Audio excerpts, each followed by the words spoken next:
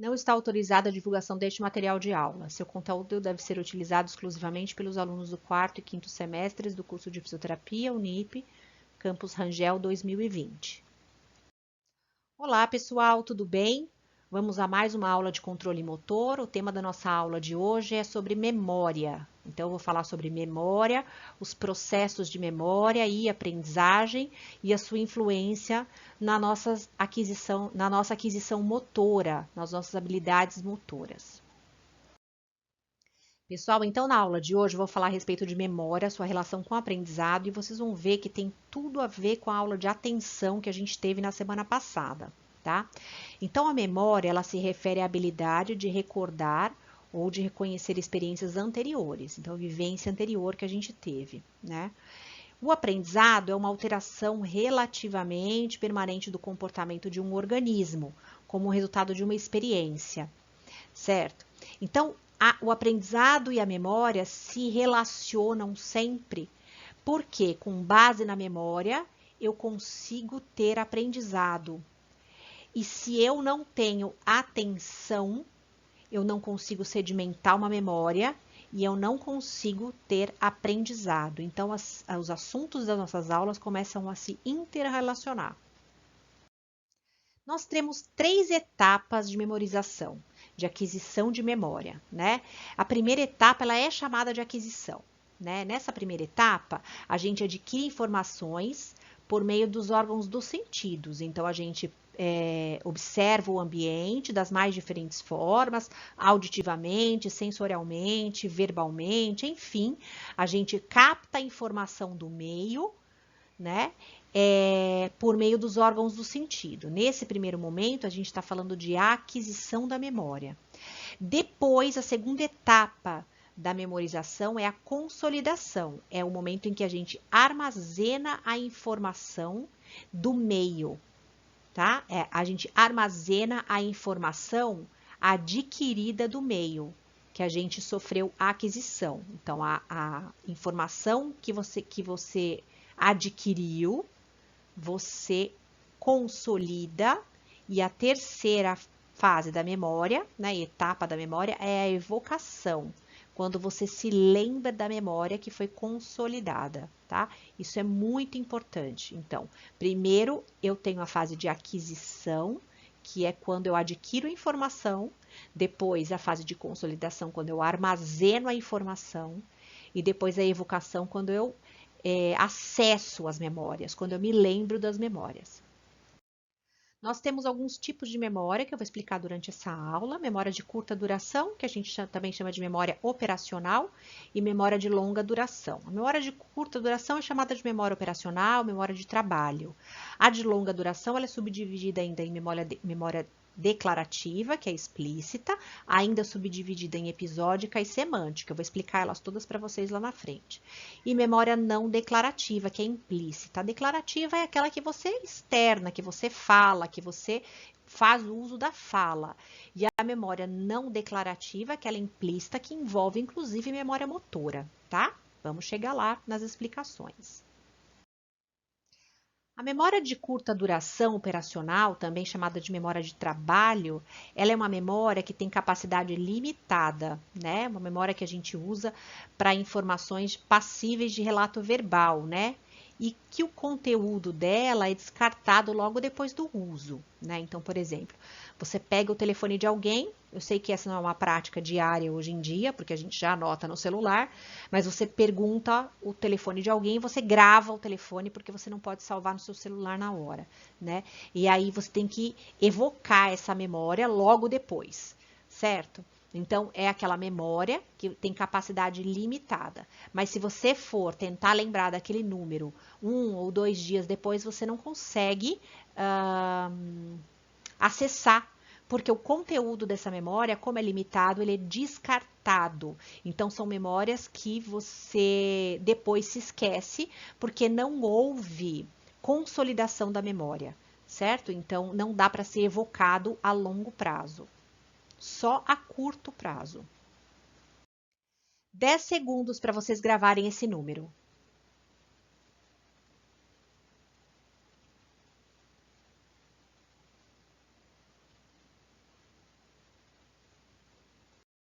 Agora eu vou falar para vocês memória de longa duração, do tipo declarativa explícita e do tipo não declarativa implícita.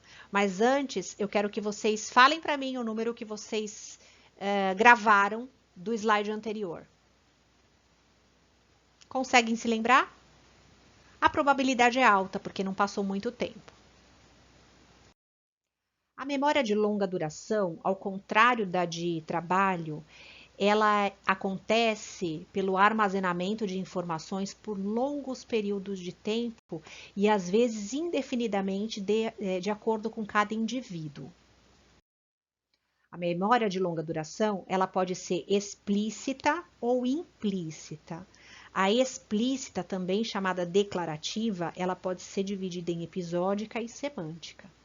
A explícita, ela é um tipo de memória de longa duração que se caracteriza pelo fato das informações serem relatadas verbalmente pelo indivíduo. A pessoa tem acesso consciente ao conteúdo da informação. Ela literalmente se lembra, ela evoca de fato, de forma consciente, aquilo que foi declarado, né? Aquilo que ela quer declarar, na verdade, né? E ela tem acesso consciente à memória dela. A memória declarativa ou explícita de longa duração, do tipo episódica, ela acontece da seguinte forma: ela é a evocação de eventos passíveis de relato verbal, né? Dizem respeito à história pessoal do indivíduo. Então, na verdade, podem ser fatos, podem ser eventos que essa pessoa tenha passado, pode ser um contexto de uma viagem que ela tenha ido e que ela vai lembrar, ela vai evocar e ela vai contar verbalmente um episódio específico, determinado num período temporal específico, num contexto espacial específico que ela viveu. Pode ser um evento de casamento que ela tenha ido, o dela próprio, um fato histórico que tenha acontecido que ela participou ou não, mas que ela teve consciência, um lugar que ela tenha ido visitar e que ela está relembrando, que ela está retomando na memória, que ela está acessando o que foi consolidado e ela consegue verbalizar esse episódio para outras pessoas. Né? E por isso diz respeito à história pessoal, porque a vivência pessoal dela é o que ela passou, o que diz respeito à própria impressão dela do que ela passou. Já a memória semântica, né, é um tipo de memória explícita ou declarativa, que é de longa duração.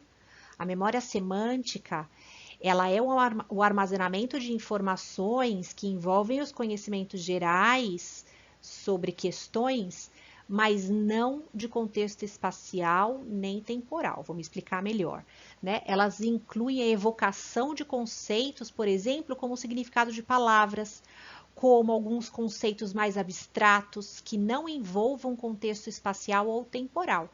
Eu sei que aquele objeto chama cadeira, porque eu aprendi que chama cadeira, eu tenho memória semântica para isso, mas chama cadeira. Não tem contexto espacial e não tem contexto temporal específico, mas eu consigo memorizar o significado das palavras e eu sei que cadeira é cadeira e cadeira não é lápis, por exemplo.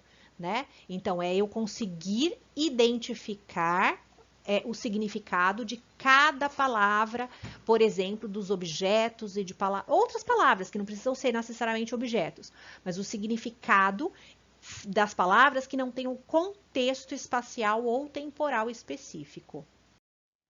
Já a memória não declarativa, ela é um tipo de memória de longa duração, né? Ela é implícita, portanto, ela não é verbal, ela é não declarativa porque ela não é verbal, né? Na verdade, esse tipo de memória se manifesta sobre a forma de desempenho habilidoso de atividades previamente treinadas. E a gente pode pensar em habilidades motoras aqui também, né? Os conteúdos armazenados na memória implícita, não declarativa, são conteúdos que o indivíduo não consegue descrever verbalmente. Ele tem habilidades para aquilo, mas ele não consegue descrever verbalmente. Por exemplo, a pessoa é habilidosa para poder pintar um quadro. Ela é habilidosa porque ela tem memória implícita de como pegar o pincel, de como colocar a tinta, de como misturar a tinta, de como fazer a combinação na tela, mas ela não consegue descrever verbalmente, né? Ela é implícita essa memória, ela lembra, né? Ela consegue replicar essa memória de pintura. É óbvio que ela consegue ensinar, né? Mas fazer isso, por exemplo. Mas ela é considerada uma memória implícita. E aí, na memória implícita não declarativa, é que entra a memória que envolve a memória motora, né? Então, o indivíduo pode ter um desempenho habilidoso de uma tarefa previamente treinada, que pode ser, por exemplo, treino de natação. A pessoa, ele treina natação, se torna habilidoso para isso, e ele guarda isso na sua memória, nessa habilidade motora, que ele pode evocar em outros momentos, em outras situações. A memória implícita, ela também pode ser chamada de memória não declarativa, já que a verbal é a declarativa, essa também pode ser chamada de não declarativa. Ela tem algumas possibilidades de compreensão, né, a implícita. Ela pode ser memória de procedimentos e habilidades e hábitos, né? Então, aqui, por exemplo, está exemplificado com essa... Por exemplo, está exemplificado, é ótimo, né? Mas vamos tocar adiante. Está exemplificado na habilidade dessa pessoa tocar violino, né? É uma memória de procedimento. Aqui entraria, por exemplo, a fisioterapia, né? Que quem é mediador é o estriado, tá? Aí a gente também tem a memória não declarativa, que envolve musculatura esquelética, né? Passa pelo cerebelo, que a gente melhora a habilidade motora e ela acontece por condicionamento clássico, né? E memória emocional, né? Então, as emocionais também entram em memória implícita, que envolvem a amígdala. Então, por exemplo, aqui está mostrando o medo que o indivíduo pode ter de cobra, né? Teve uma vivência que envolveu cobra, ele conseguiu consolidar essa vivência no encéfalo. Cada vez que ele vê uma cobra, ele retoma essa vivência de experiências prévias e tem uma resposta emocional para isso. E como acontece o mecanismo neural de sedimentação, de consolidação da memória, né?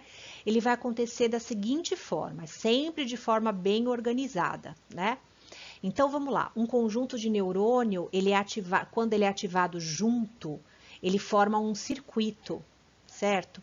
Então, vamos imaginar, por exemplo, que você está comendo um alimento pela primeira vez, que você gostou desse alimento, né? Então, um conjunto de neurônios é ativado ao mesmo tempo quando você come esse alimento, né? Neurônios que envolvem a parte visual, porque você olhou o alimento, ele é bonito, a parte de olfato, a parte de gosto, de pupilas, não, de papilas gustativas e assim por diante. Então, esse conjunto de neurônios, ele é ativado ao mesmo tempo quando você experimenta esse alimento, né?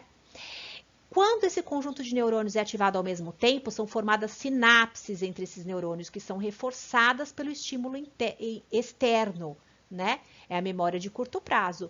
Que estímulo externo eu estou falando aqui? Do próprio alimento, né? Então, é um conjunto de neurônios que foi ativado pelo estímulo externo, que foi o alimento que você gostou.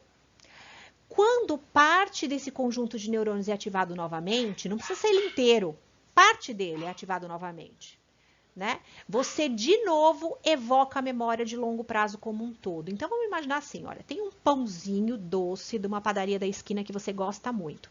Uma vez você parou e comeu e deu muito certo, você adorou, evocou esses neurônios, esse circuito de neurônios aí do seu encéfalo.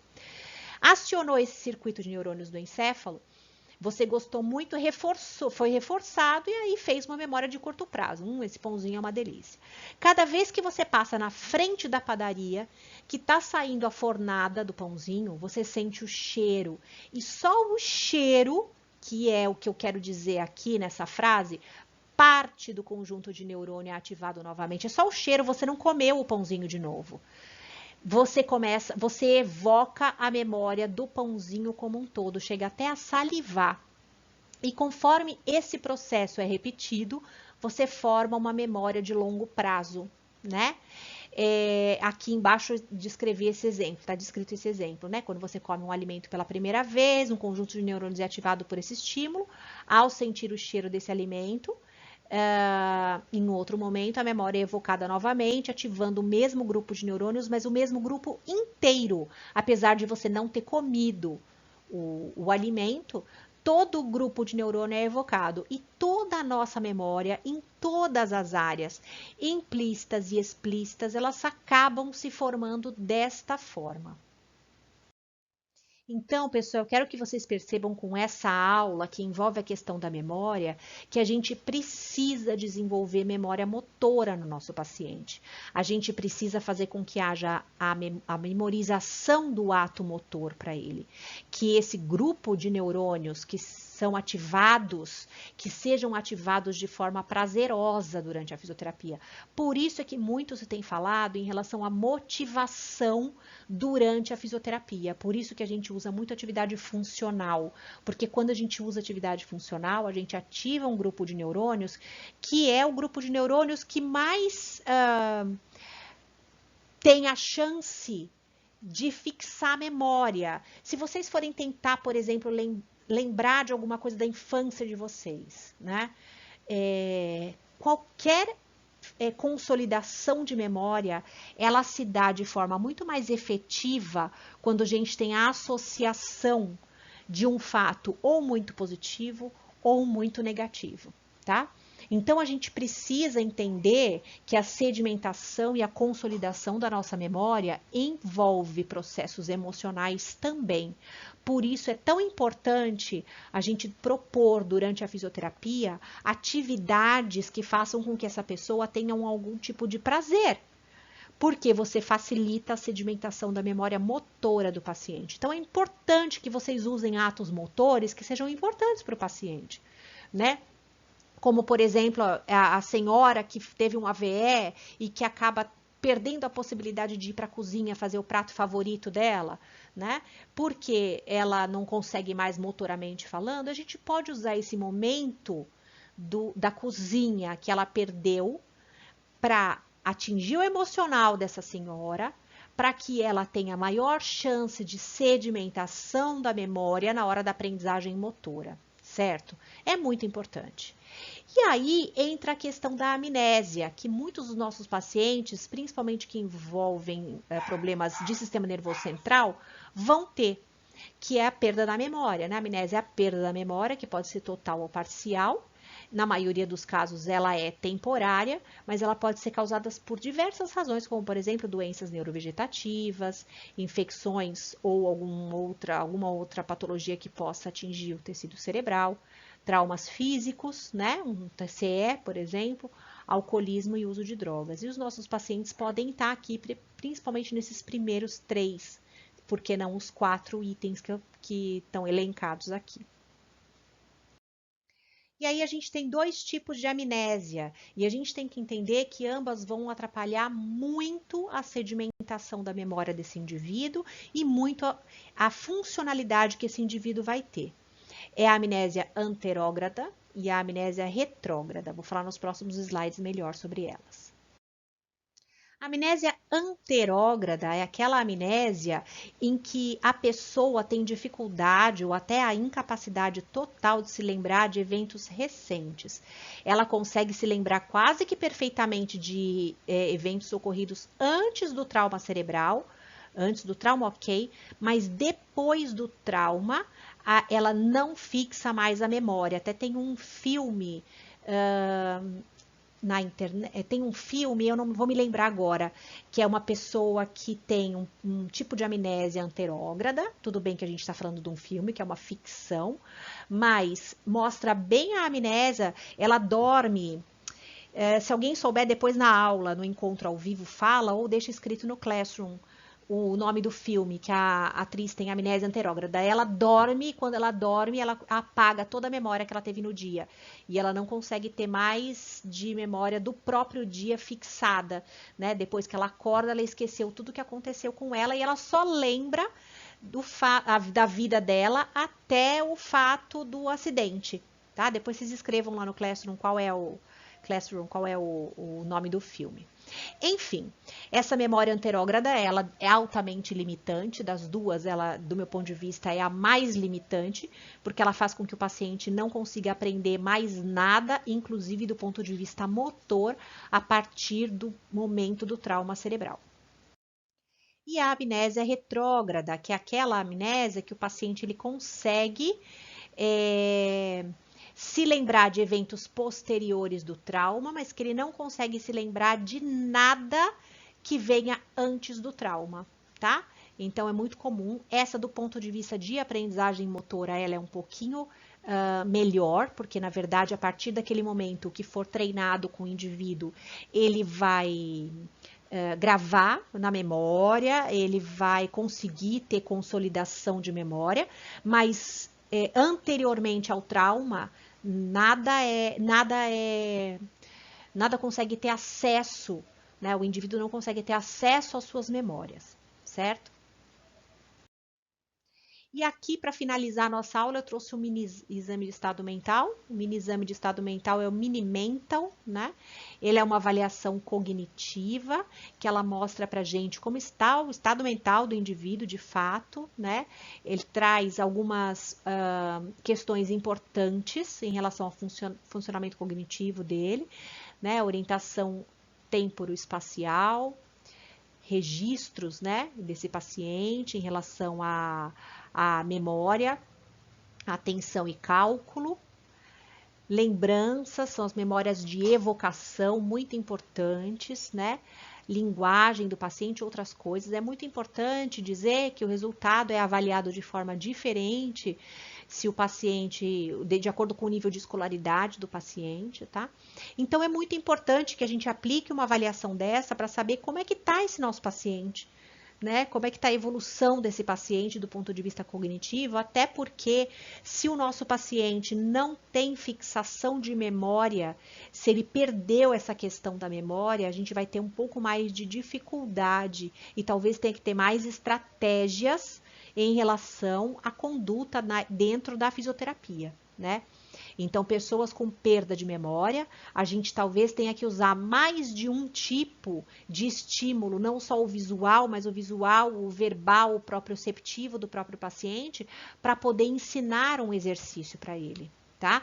Então, muitas vezes, o que no primeiro momento você pode achar que é uma desatenção ou uma desmotivação, o que é pior ainda, pode ser uma cognição ou um déficit de memória importante que não permite que o paciente corresponda ao que você está solicitando para ele na fisioterapia. Então, a compreensão global desse paciente idoso, do paciente com problema neurológico, é muito importante para você fazer uma abordagem adequada e uma intervenção adequada para ele, certo? Pessoal, era isso que eu tinha para falar na aula de hoje, de memória. Eu espero que vocês tenham entendido e eu aguardo vocês no nosso encontro ao vivo para retirada de dúvidas. Um abraço a todos e bom fim de semana.